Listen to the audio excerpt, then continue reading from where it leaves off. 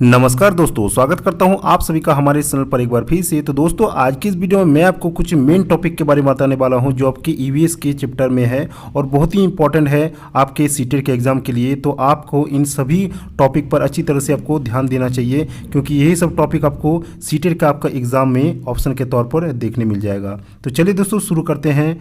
देखिए, पहला नंबर का जो टॉपिक है मेरा, वो है आपका तरुण भारत संघ राजस्थान। एक संस्था का नाम है और यह संस्था तालाब के निर्माण में मददगार है। तो दोस्तों, तरुण भारत संघ जो संस्था है वो आपका तालाबों के निर्माण में मददगार होता है।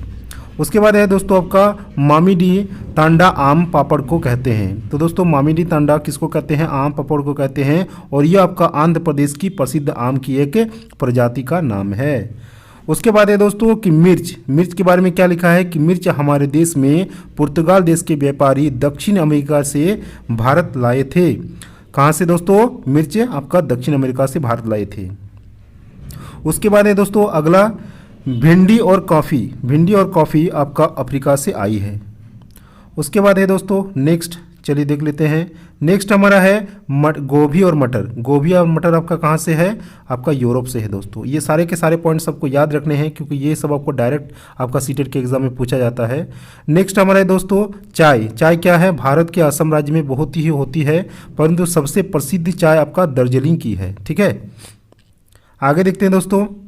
आगे हमारा है कि भारत राजस्थान के लोग तालाब बनाने में माहिर थे। राजस्थान में जैसलमेर के अलावा बहुत से ऐसे इलाके हैं जहां साल में बहुत ही कम दिन बारिश होती है। राजस्थान में सीढ़ीदार कुएं पाए जाते हैं। राजस्थान में कैसे कुएं पाए जाते हैं? आपका सीढ़ीदार कुएं पाए जाते हैं। अगला है दोस्तों सर्वाधिक लवण की मात्रा वाला सागर आपका मृत सागर है, जो 1 लीटर पानी में 300 ग्राम का नमक की मात्रा रहता है आपका मृत सागर में।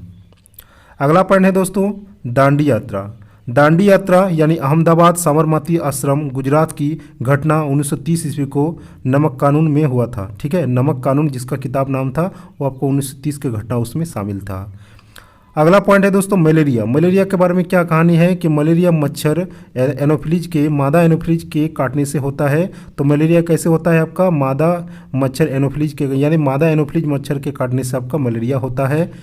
अगला पॉइंट है दोस्तों कि मलेरिया की दवाई बहुत ही पुराने समय से हम सिनकोना पेड़ की छाल से बनाई जाती है। ठीक है, तो कैसे बनते हैं इसका दवाई? सिनकोना पेड़ की छाल से। अगला पॉइंट है दोस्तों मच्छर द्वारा होने वाले रोग। ये आपका बहुत इंपॉर्टेंट पॉइंट है। 1 नंबर में आपका है मलेरिया, दूसरा में है आपका डेंगू और तीसरा में दोस्तों चिकनगुनिया। ये तीनों के तीनों आपका मलेरिया द्वारा होने वाले रोग का नाम है। उसके बाद है दोस्तों कि मच्छर पानी में अंडे देते हैं, ये सभी को पता है। उन्हीं से लाखों लार्वा निकलते हैं। मिट्टी का तेल केरोसिन पानी में डालने से यह लार्वा नष्ट हो जाता है, यानी उसका लार्वा जो है वो ख़त्म हो जाते हैं। अगला पॉइंट क्या है दोस्तों? रोनाल्ड रॉस के बारे में दिया है। तो रोनाल्ड रॉस को दिसंबर 1902 में मलेरिया रोग की जांच के संबंध में नोबेल पुरस्कार दिया गया था। कितना ईस्वी में? 1902 ईस्वी को। उसके बाद है दोस्तों कि हीमोग्लोबिन का आयरन की कमी से एनीमिया रोग हो जाता है। अगर किसी को हीमोग्लोबिन में आयरन की कमी है तो उसका जो हो जाता है आपका एनीमिया रोग हो जाता है। अगला पॉइंट है क्या निकल कर आ रहा है दोस्तों कि आयरन लोहा की सर्वाधिक मात्रा गुड़, आंवला, हरे पत्तेदार सब्जियों में होती है। तो आयरन की सबसे ज़्यादा मात्रा किस में होती है? एक आपका गुड़ होता है, दूसरा आंवला, तीसरा आपका हरेदार पत्तेदार सब्जियों में होती है।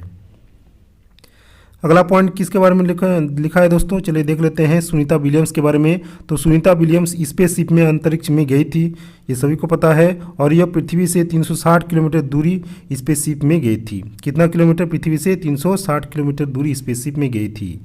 ग्लोब के बारे में क्या दिया हुआ है कि ग्लोब में नीचे की ओर ब्राज़ील और अर्जेंटीना है।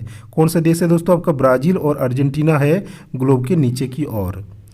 अगला पॉइंट निकल के आ रहा है दोस्तों कि सन 1969 में नील आर्मस्ट्रांग चांद पर उतरने वाले सबसे पहले व्यक्ति थे। कौन था दोस्तों? नील आर्मस्ट्रांग, जो कि 1969 में आपका उतरने वाले सबसे पहले व्यक्ति थे।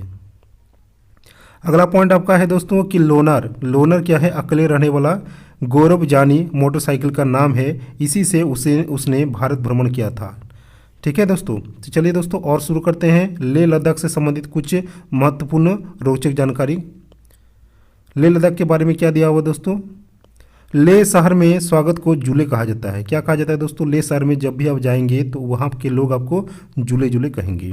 ले शहर लद्दाख के अधिकतर घर 2 मंजिले होते हैं। ठीक है, तो लद्दाख के अधिकतर घर आपको 2 मंजिला ही देखने मिलेगा। नीचे के मंजिल में लोग जानवर को पालते हैं, निचले मंजिल में कोई खिड़की नहीं होती है, इसीलिए उसको जानवर पाला जाता है वहाँ पे। अगला पॉइंट आया दोस्तों, देखिए क्या है कि सर्दियों के दिनों में सभी लोग जानवरों के साथ ही रहते हैं। ऊपर की मंजिल में कोई नहीं रहता। छत को मजबूत बनाने के लिए पेड़ों के मोटे तने इस्तेमाल किए जाते हैं। अगला पॉइंट है दोस्तों,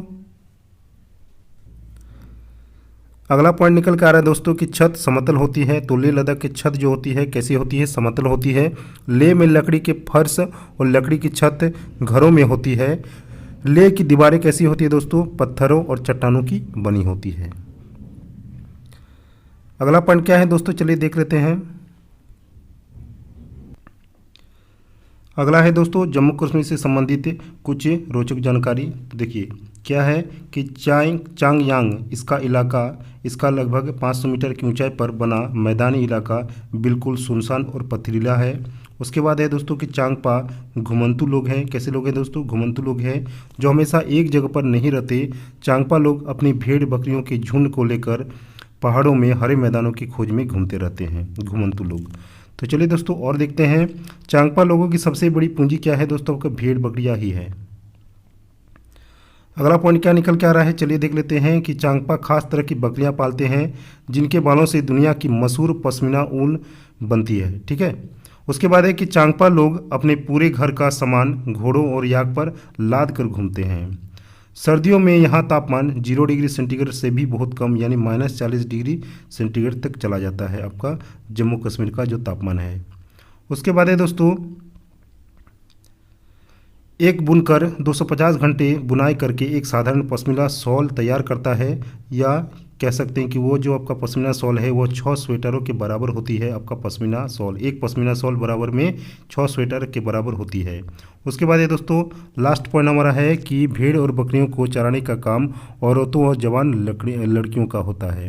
तो दोस्तों यही था हमारा ईवीएस का कुछ मेन टॉपिक जो आपको मैंने एक एक करके बता दिए हैं। तो अगर अच्छा लग रहा है दोस्तों तो इस वीडियो को करें एक लाइक और चैनल को करें सब्सक्राइब। मिलते हैं किसी नेक्स्ट वीडियो में किसी और टॉपिक को लेकर। थैंक यू, जय हिंद, वंदे मातरम।